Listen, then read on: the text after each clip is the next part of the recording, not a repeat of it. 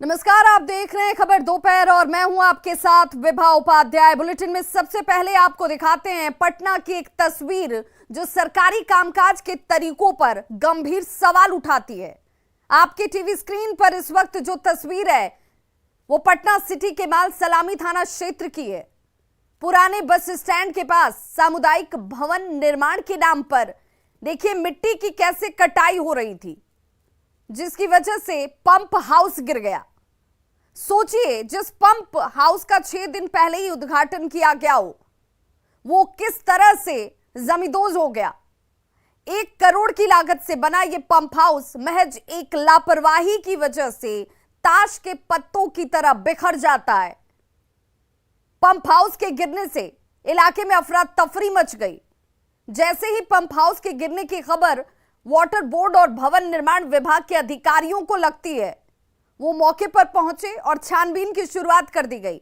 लेकिन ये देखिए कैसे पानी की बर्बादी, करोड़ों की लागत की बर्बादी, जिसका 6 दिन पहले ही उद्घाटन मेयर साहब ने किया और अब वो जमींदोज हो गया है।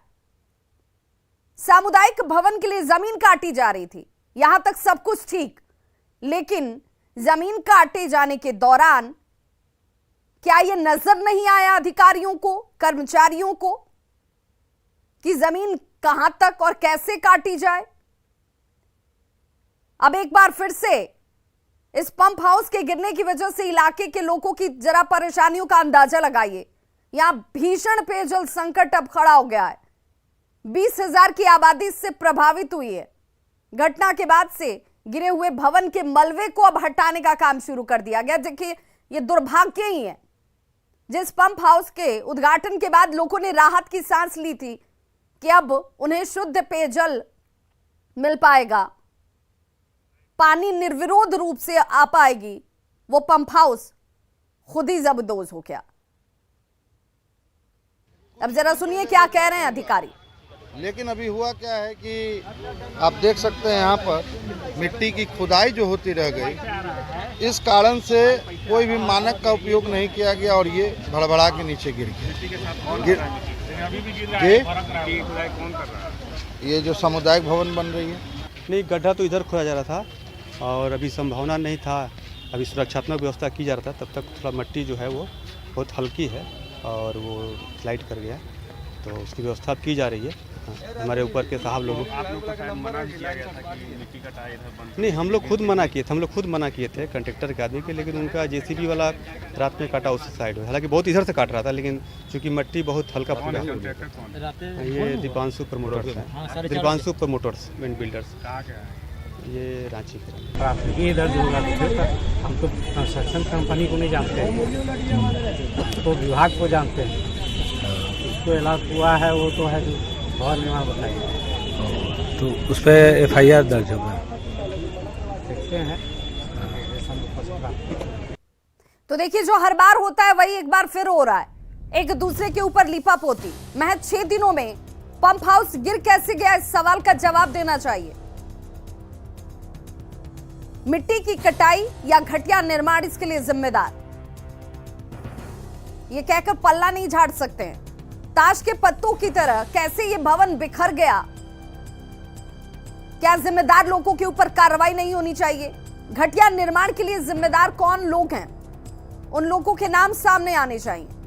भवन के बगल से आखिर मिट्टी की कटाई क्यों की जा रही थी, ये तो स्वाभाविक सी बात है। क्या जिम्मेदार लोगों पर FIR दर्ज की जाएगी? घटिया निर्माण के लिए जिम्मेदार कौन? इस लापरवाही पर न्यूज़ 18 ये सवाल उठाता है। भवन के लिए मिट्टी की कटाई सब कुछ जायज, लेकिन मानक तो तय होंगे। हमारे संवाददाता संजय हमारे साथ इस वक्त फोन लाइन पर जुड़ गए हैं पटना से। संजय, बड़ा दुर्भाग्य है इलाके के लोगों के लिए भी और उन तमाम लोगों के लिए भी जो बार बार ये सोचते हैं कि शायद अब जिम्मेदार जिम्मेदारी निभाएंगे, लेकिन हर बार की तरह इस बार भी सिर्फ ठीकरा फोड़ा जा रहा है कि गलती इनकी, गलती किसकी। देखिए विभा, सबसे बड़ी बात है कि यह कह देना कि केवल मिट्टी की कटाई से 1 करोड़ रुपए की लागत से बना जो ये पंप था वो गिर गया, जो बिल्डिंग कंस्ट्रक्ट किया गया था, ये प्रीमेच्योर्ड होगा ये कहना। ये परसेप्शन कैसे लोग बना ले रहे हैं जबकि इसकी पूरी जांच नहीं हुई है और केवल मिट्टी कटाई से ऐसा हो जाएगा, यह बात पच नहीं पा रही है। पिछले 19 जून को जो निवर्तमान मेयर है पटना के सीता साहब, उन्होंने इसका उद्घाटन किया था और इस मौके पर तमाम जो अधिकारी थे और निगम पार्षद सभी मौजूद थे और ये कह रहे हैं कि जो संबंधित एजेंसी है उसने मिट्टी में कटाई का जो काम है वो लगातार अंजाम दिया गया और उसी वजह से ये गिरा है। लेकिन ये जांच का विषय है कि किस तरीके संजय, बिल्कुल जांच का विषय जरूर है और अब यही होगा भी, हर बार की तरह यही होगा भी। लेकिन सवाल यही है कि सिर्फ मिट्टी की कटाई से एक पूरा का पूरा भवन जमींदोज हो जाए, पूरे पंप हाउस ताश के पत्तों की तरह जमीन पर आकर बिखर जाए, ये संभव नहीं है। भ्रष्टाचार साफ नजर आता है, लापरवाही नजर आती है। बिल्कुल भी आप जो सवाल कर रही हैं बिल्कुल वाजिब है और इस तरीके से परसेप्शन बना लेना, अब तो ये जांच का विषय है। एक दूसरे पर ठीकरा भले ही फोड़ रहे हो, लेकिन अब ये जांच अगर होती है तो दूध का दूध पानी हो जाएगा। लेकिन सवाल ये है कि जांच कौन करेगा? क्या जो संबंधित पक्ष है वही जांच करेगा या फिर जांच अलग से करवाई जाएगी? एक बड़ा मामला राजधानी पटना में देखिए, भ्रष्टाचार प्रीमेच्योर्ड ये मामला, लेकिन भ्रष्टाचार की बू इसमें आ रही है। इसकी पूरे मामले की अगर जांच होती है तभी दूध का दूध, लेकिन निष्पक्ष एजेंसी से जांच करवानी होगी।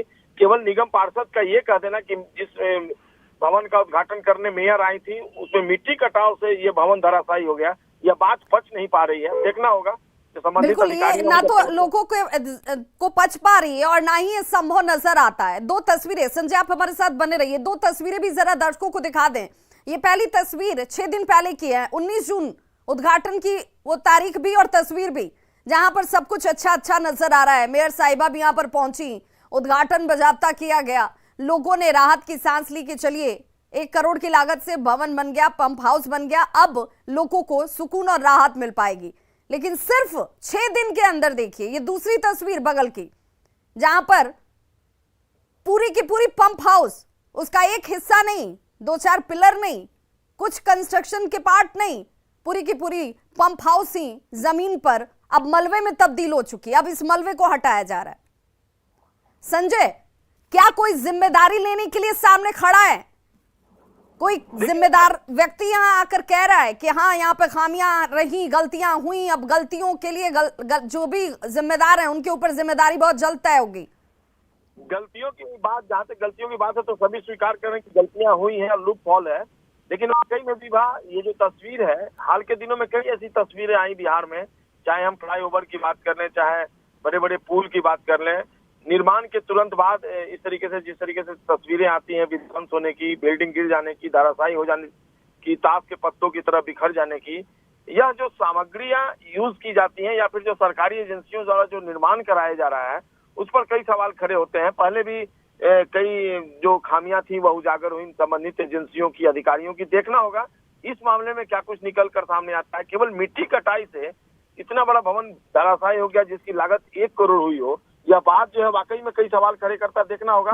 तमाम ऐसे निर्माण, संजय, तमाम ऐसे निर्माण जो इस वक्त सरकारी कर्मियों की तरफ से, सरकारी विभाग की तरफ से लोगों के हित के लिए बनाए जा रहे हैं, एक बार फिर से इन्हें रिव्यू करने की जरूरत है, इन्हें देखने की जरूरत है। सिर्फ एक कंस्ट्रक्शन कंपनी को जिम्मेदारी देकर आप पल्ला नहीं झाड़ सकते हैं। किस तरह के मटेरियल का इस्तेमाल हो रहा है, क्या कुछ किया जा रहा है, ये भी तो देखना होगा। ये मॉनिटरिंग कौन करेगा? सवाल यही कि जब से निर्माण प्रक्रिया शुरू हुई और जब तक जो भवन है बनकर निर्माण हुआ उसके बीच में कितने बार अधिकारी गए, जो संबंधित जो एजेंसियां थी और जो लोग थे जो जिम्मेवार थे इनके लिए, जिनको जिम्मेवारी दी गई थी, क्या उन्होंने निर्माण सामग्री की जांच की, जो रॉ मटेरियल था उसकी जांच की? अभी भी मैं आपको बता दूं, राजधानी पटना में जो सड़क निर्माण चल रहा है और जो नमामि गंगे परियोजना के तहत जो काम चल रहा है, अभी भी कई इलाकों में जो स्थानीय लोग हैं वो निर्माण जो रॉ मटेरियल है उसको लेकर शिकायत करते हैं। बिल्कुल संजय, विभाग के लोगों को, ठेकेदारों को इसमें कोई खामी, कोई गलती नजर नहीं आती, क्लीन चिट दे दिया जाता है, बन भी जाता है, लेकिन बनने के बाद हश्र क्या होता है ये तस्वीर और खबर खुद अपने आप बता रही है। बहुत बहुत शुक्रिया संजय तमाम जानकारी के लिए। और बड़ी खबर पटना से ही, जहां निगरानी विभाग की टीम ने भ्रष्टाचार उन्मूलन के तहत आय से अधिक संपत्ति के मामले को लेकर ड्रग इंस्पेक्टर जितेंद्र कुमार के ठिकानों पर छापेमारी की है। पटना के अलावा गया के उनके पैतृक निवास ठिकानों पर छापेमारी की जाती हुई। पटना में डीएसपी एसके मवार और गया में डीएसपी खुर्शीद आलम उनके नेतृत्व में छापेमारी की जा रही है। अब तक की छापेमारी में जो जानकारी सामने आ पाई है, ये एक्सक्लूसिव तस्वीरें आप देख रहे हैं जहां पर दस्तावेजों को खंगाला जा रहा है। जमीन के कई कागजात मिले हैं, सोने और चांदी के आभूषण मिले हैं, कैश की बरामदगी की गई है। पटना के सुल्तानगंज थाना क्षेत्र के खान मिर्जा मोहल्ले में उनके आलीशान मकान पर छापेमारी की गई और देखिए ये सब कुछ एक एक करके सामने बाहर आ गया। जिसके आधार पर निगरानी में कांड दर्ज हुआ है सर। कितना का सर हुआ करके उसके बाद में ये आज अभी सर्च अभियान हम लोग शुरू किए हैं, जिसमें ये सब जो बरामद हुआ है अभी तो कार्रवाई चल रही है। जी, ये निगरानी विभाग से छापेमारी की जा रही है और हम लोग 4 टीम है, उसमें से एक टीम 2 है जिसके प्रभारी डीएसपी आदित्य राज हैं और ये छापेमारी Jitendra Kumar inspector of drugs जो पटना 5 में हैं और यहाँ पर पदस्थापित हैं जुलाई 2021 से, उनके खिलाफ उनके ऑफिस और उनके 4 और जगह पर आवास वगैरह है, उसका वारंट है हमें तलाशी की। उसी सिलसिले में हम लोग यहाँ पर तलाशी कुल कितने ठिकानों पर छापेमारी एक साथ चल रही है? कहाँ 4 ठिकानों पे। कहाँ 4 ठिकानों पे है। एक तो इनका ये ऑफिस हो गया, बाकी उनके आवास भी यही सुल्तानगंज में है और कुछ रुकनपुरा में है और एक गया में भी। और देखिए 2 तस्वीरें आपके टीवी स्क्रीन पर। पहली तस्वीर पटना की, वहीं दूसरी तस्वीर जो है वो गया की। 2 तस्वीरें जहां पर तमाम ठिकानों पर इस वक्त कार्रवाई की जा रही है। खान मिर्जा स्थित घर की बात कर लीजिए, गोला रोड की बात कर लीजिए, गया में फ्लैट और प्राइवेट फार्मेसी कॉलेज पर छापा मारा गया। कई कागजात जमीन से जुड़े हुए, सोने और चांदी के आभूषण और कैश की बरामदगी की गई है। हालांकि कुल कितनी संपत्ति आय से अधिक अर्जित इन्होंने की है, ये अभी शाम होते होते सामने आ पाएगा। लेकिन कार्रवाई निगरानी विभाग की तरफ से इस वक्त एक और ड्रग इंस्पेक्टर के ऊपर। बीपीएससी पेपर लीक कांड की जांच कर रही आर्थिक अपराध इकाई ने शुक्रवार को जिस शक्ति कुमार को गिरफ्तार किया वो जनता दल यूनाइटेड का नेता निकला है। शक्ति कुमार लंबे अरसे से पॉलिटिकली एक्टिव रहा, उसका रिश्ता जेटीयू से है। पहले वो उपेंद्र कुशवाहा की आरएलएसपी पार्टी का प्रदेश संगठन सचिव रह चुका है। कुशवाहा की पार्टी का विलय हुआ तो इसके बाद इसने भी जदयू की सदस्यता ग्रहण कर ली। जेटीयू के कई बड़े नेताओं और राज्य सरकार के मंत्रियों के साथ इसकी तस्वीरें भी हैं और तस्वीर आपके टीवी स्क्रीन पर भी है। वो राजनीतिक तौर पर पूरी तरह से सक्रिय सदस्य। दरअसल शक्ति सिंह बेला के रामशरण सिंह इवनिंग कॉलेज का प्रिंसिपल भी है। केंद्र अधीक्षक होने के नाते शक्ति सिंह से पूछताछ की गई थी, जिसके बाद उसने ये कबूल किया कि बीपीएससी का सी सेट का प्रश्न पत्र उसने अपने मोबाइल से स्कैन किया और उसे आगे फॉरवर्ड कर दिया। अशोक चौधरी का भी फोटो इस शख्स के साथ वायरल हो रहा है। तो बीपीएससी पेपर लीक कांड के मास्टरमाइंड शक्ति कुमार की गिरफ्तारी के बाद बिहार की राजनीति गर्मा गई है। दरअसल शक्ति कुमार का संबंध सत्तारूढ़ जेटीयू से है। पहले वे उपेंद्र कुशवाहा की पार्टी आरएलएसपी में संगठन सचिव के पद पर तैनात था और बाद में उपेंद्र कुशवाहा के साथ ही जेटीयू में भी शामिल हो जाता है। इस पूरे मामले को लेकर जेडीयू संसदीय बोर्ड के अध्यक्ष उपेंद्र कुशवाहा ने सफाई दी। उपेंद्र कुशवाहा ने कहा कि नीतीश कुमार की सरकार न तो किसी को फंसाती और ना ही बचाती है। शक्ति कुमार दोषी है तो उनके खिलाफ एजेंसी कार्रवाई कर रही है और पार्टी भी कार्रवाई करेगी। वहीं बीजेपी ने इस मामले में कड़ी कार्रवाई की मांग की है। पार्टी में होने का लाभ नहीं मिलना चाहिए और नहीं मिलेगा। अगर गड़बड़ी है तो उसको सजा मिलेगी। बाकी कोर्ट कहाँ है, इससे कैसे इनकार कर सकते हैं? है कितने रसूख वाले होंगे, गलत करेंगे तो उनको सजा भी उसका मिलेगा और उसका दंड मिलेगा और उनको बख्शा नहीं जाएगा। उनका इतिहास खराब हो गया और वो आगे ऐसा कोई नेता ऐसी गलती नहीं कर सके। इससे सरकार की फजीहत नहीं हो रही है। देखिए, सरकार से वो पूछ करके थोड़े किए थे, लेकिन सत्ता में है, सरकारी दल में है, कहीं न कहीं शिक्षा विभाग से जुड़े हुए लोगों के साथ रहे हैं, तो इसलिए उन पर और ज्यादा कठोर कार्रवाई होना चाहिए। 2002 के गुजरात दंगों पर सुप्रीम कोर्ट के फैसले के बाद केंद्रीय गृह मंत्री अमित शाह ने कहा कि सुप्रीम कोर्ट ने सारे आरोपों को खारिज किया और अब गुजरात दंगों का सत्य सबके सामने आ गया है।